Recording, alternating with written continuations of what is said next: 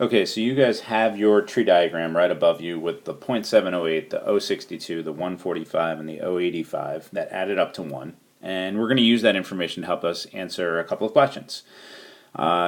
So answer the question that we were first asked in the statement that was above. What's the probability that a driver involved in an accident was seriously injured?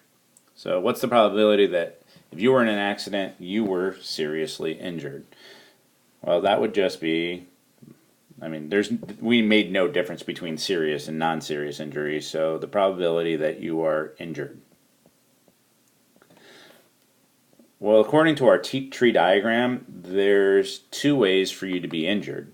There's the probability that you wore your seatbelt and you were injured. And then there's the probability that you didn't wear your seatbelt and were injured. All right, those are the two ways in which you can be injured. One wearing your seatbelt, one not wearing your seatbelt.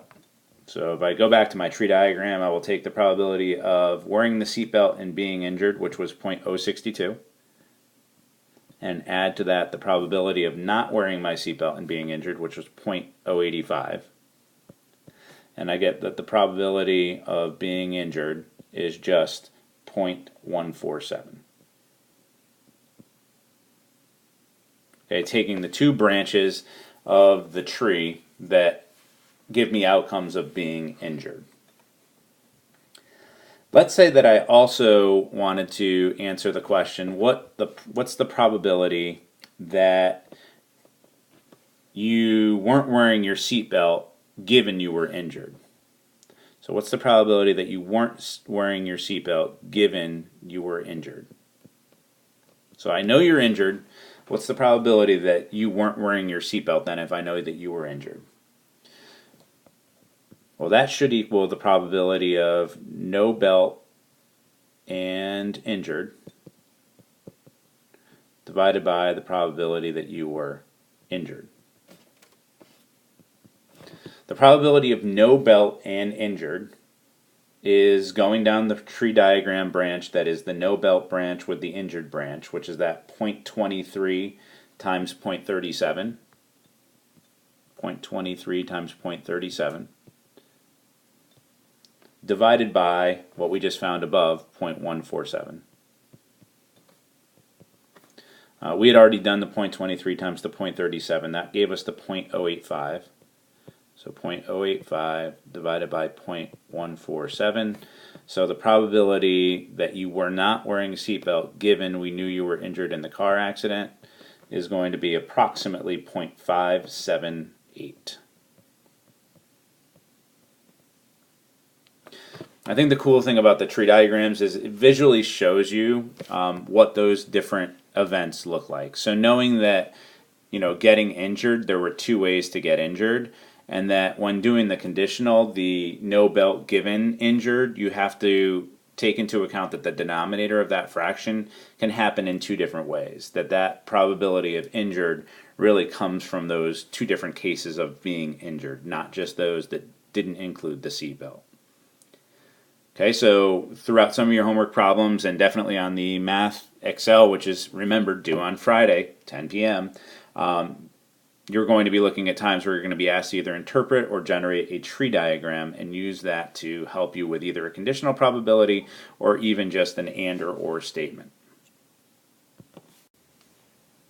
Okay, so for the last example in the packet, I'm going to ask you to generate a tree diagram for this battery factory problem, where you're given some information about the battery factory and the different types of batteries, and then use that to answer questions A and B. So the first thing I want you to do is take a second and draw up a tree diagram that builds in the probabilities that are given to you in the problem for this one.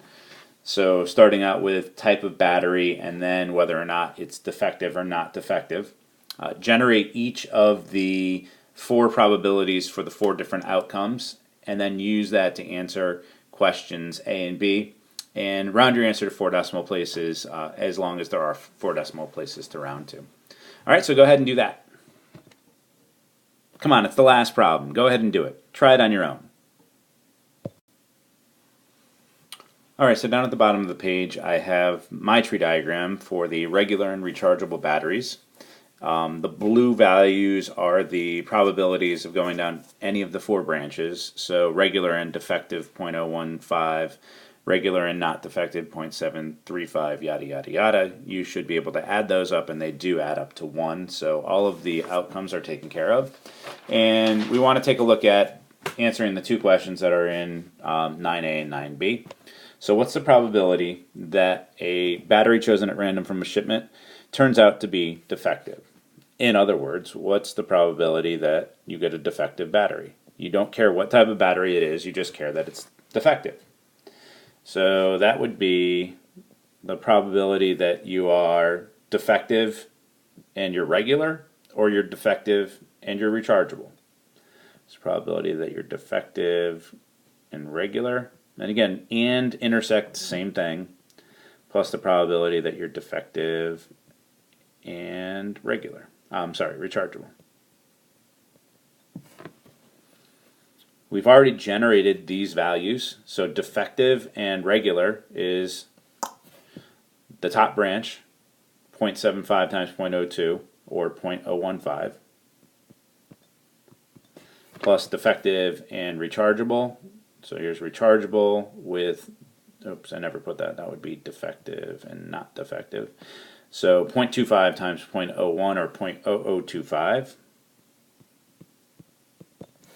Take the sum of those 2 things and we get 0.0175. 0.0175. That the probability that you randomly choose a battery that's defective is 0.0175. Very unlikely, less than 2%. In the second one, what's the probability that a randomly chosen battery is regular given it's defective? So the probability that it's regular given defective. And again, with these conditionals, this is going to be an and over a defective, so we want the probability of regular intersect defective divided by probability of defective. So regular intersect defective was the 0.015 from above, right here, divided by probability of defective, which is what we just found, 0.0175. So 0.015 divided by 0.0175 gives me 0.8571. That is the probability of choosing a battery at random, knowing that it's defective, and then determining whether or not it was regular. So 0.8571. And that brings us to the end of this particular unit. This is chapter 15.